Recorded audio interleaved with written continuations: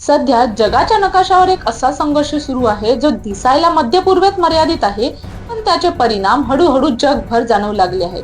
होय, आपण बोलत आहोत इराण आणि इस्रायल मधील वाढत्या तणावाबद्दल.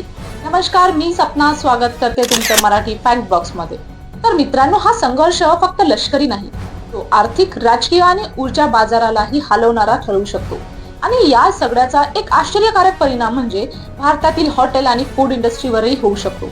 हो, तुम्ही बरोबर ऐकलं. कारण जर हा संघर्ष वाढला तर भारतात गॅसची टंचाई आणि दरवाढ होण्याची शक्यता तज्ज्ञ व्यक्त करत आहेत. पण प्रश्न असा आहे की मध्य पूर्वेत चाललेल्या युद्धाचा भारतातील हॉटेल उद्योगाशी नेमका संबंध कसा? चला हे समजून घेऊया.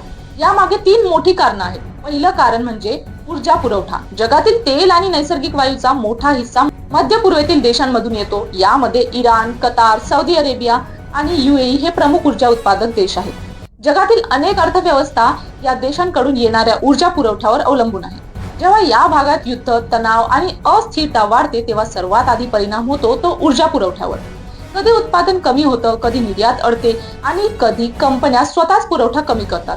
यामुळे जागतिक बाजारात तेल आणि गॅसची उपलब्धता कमी होऊ शकते. दुसरं कारण म्हणजे समुद्री मार्ग. मध्य पूर्वेत जगभरात तेल आणि गॅस पोहोचवण्यासाठी एक अत्यंत महत्वाचा समुद्री मार्ग आहे. तो म्हणजे हॉर्मुझ स्ट्रेट. हा समुद्री मार्ग इतका महत्वाचा आहे की जगातील जवळपास 20% तेल आणि गॅस वाहतूक याच मार्गातून होते. जर या भागात युद्धाची परिस्थिती निर्माण झाली किंवा सुरक्षा धोक्यात आली तर जहाजांची हालचाल कमी होऊ शकते. काही वेळा तर शिपिंग कंपन्या धोक्यामुळे जहाज पाठवणंही टाळतात. याचा परिणाम काय होतो तर पुरवठा घटतो आणि आंतरराष्ट्रीय बाजारात दर वाढू लागतात. तिसरं कारण म्हणजे जागतिक बाजारातील घबराट. युद्ध सुरू झालं की फक्त रणांगणावरच नाही तर आर्थिक बाजारालाही तणाव निर्माण होतो. तेल कंपन्या, व्यापारी आणि गुंतवणुकांवर भविष्यातील संकट टाळण्यासाठी आधीच मोठ्या प्रमाणात तेल आणि गॅस साठवल्या जातो. यामुळे अचानक मागणी वाढते आणि जेव्हा मागणी वाढते पण पुरवठा अनिश्चित असतो तेव्हा किंमत झपाट्याने वाढू लागते.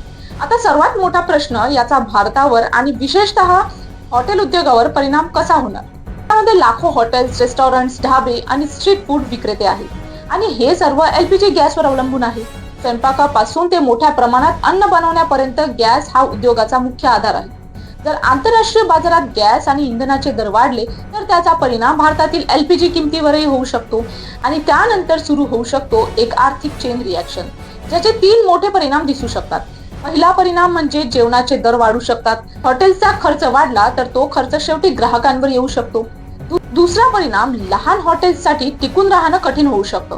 मोठ्या रेस्टॉरंट चेन कदाचित दरवाढ सहन करू शकतात, पण छोटे व्यवसाय नफ्याच्या मर्यादेतच चालत असतात. तिसरा आणि सर्वात मोठा परिणाम स्ट्रीट फूड विक्रेत्यांवर होऊ शकतो. पाणीपुरी, वडापाव, भेळ, चाय स्टॉल असे हजारो छोटे व्यवसाय गॅसवर अवलंबून आहेत. गॅस महाग झाला तर त्यांचा खर्च अचानक वाढू शकतो. म्हणजेच इराण आणि इस्रायल मधील संघर्ष हा फक्त 2 देशांमधील युद्ध नाही, त्याचे परिणाम ऊर्जा बाजार, जागतिक व्यापार आणि आपल्या रोजच्या आयुष्यावरही दिसू शकतात. कधी कधी जगाच्या एका कोपऱ्यात घडणारी घटना हजारो किलोमीटर दूर असलेल्या देशांवरही परिणाम करते आणि सध्या तसंच काहीसं घडताना दिसत आहे. आता पुढील आठवडे खूप जास्त महत्वाचे आहेत, कारण जर हा संघर्ष आणखी वाढला तर तज्ज्ञांच्या मते तेल आणि गॅसच्या किमतींमध्ये मोठी वाढ होण्याची शक्यता आहे. आणि जर असं झालं तर त्याचा परिणाम फक्त उद्योगांवरच नाही तर सामान्य ग्राहकांच्या खिशावरही दिसू शकतो.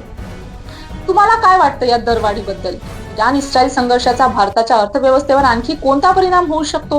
तुमचं मत कमेंट सेक्शन मध्ये नक्की कळवा आणि व्हिडिओ आवडत असतील तर लाईक, शेअर आणि सबस्क्राईब करा.